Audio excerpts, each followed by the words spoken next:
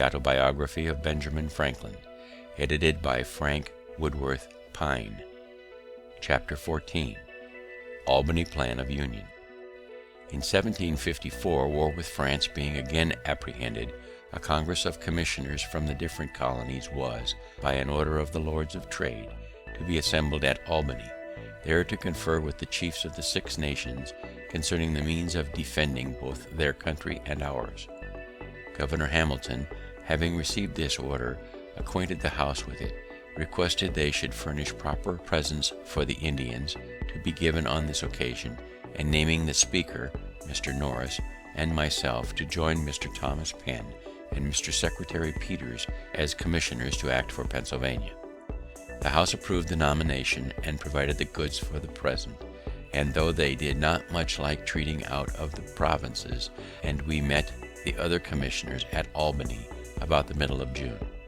In our way thither, I projected and drew a plan for the union of all the colonies under one government, so far as might be necessary for defense and other important general purposes. As we passed through New York, I had there shown my project to Mr. James Alexander and Mr. Kennedy, 2 gentlemen of great knowledge in public affairs, and being fortified by their approbation, I ventured to lay it before the Congress. It then appeared that several of the commissioners had formed plans of the same kind. A previous question was first taken, whether a union should be established, which passed in the affirmative unanimously. A committee was then appointed, 1 member from each colony, to consider the several plans and a report. Mine happened to be preferred, and with a few amendments was accordingly reported. By this plan, the general government was to be administered by a president general, appointed and supported by the Crown, and a grand council was to be chosen by the representatives of the people of the several colonies, met in their respective assemblies. The debates upon it in Congress went on daily, hand in hand with the Indian business. Many objections and difficulties were started, but at length they were all overcome, and the plan was unanimously agreed to, and copies ordered to be transmitted to the Board of Trade and to the assemblies of the several provinces. Its fate was singular.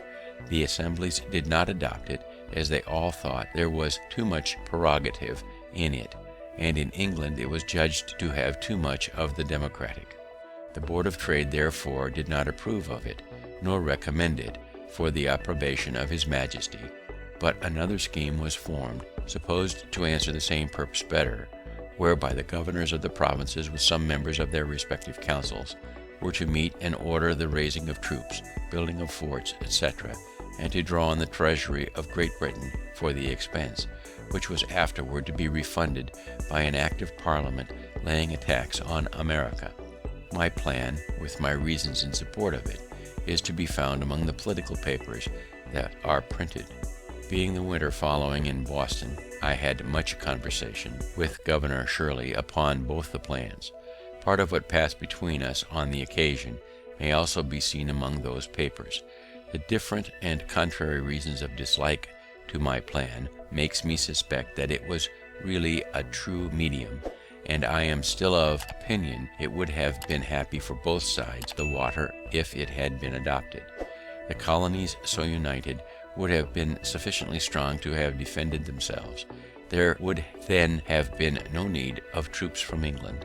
Of course, the subsequent pretense for taxing America and the bloody contest it occasioned would have been avoided. But such mistakes are not new. History is full of the errors of states and princes. Look round the habitable world, how few know their own good, or, knowing it, pursue. Those who govern, having much business on their hands, do not generally like to take the trouble of considering and carrying into execution new projects. The best public measures are therefore seldom adopted from previous wisdom, but forced by the occasion. The governor of Pennsylvania, in sending it down to the Assembly, expressed his approbation of the plan, as appearing to him to be drawn up with great clearness and strength of judgment, and therefore recommended it as well worthy of their closest and most serious attention. The House, however, by the management of a certain member, took it up when I happened to be absent, which I thought not very fair, and reprobated it without paying any attention to it at all, to my no small mortification.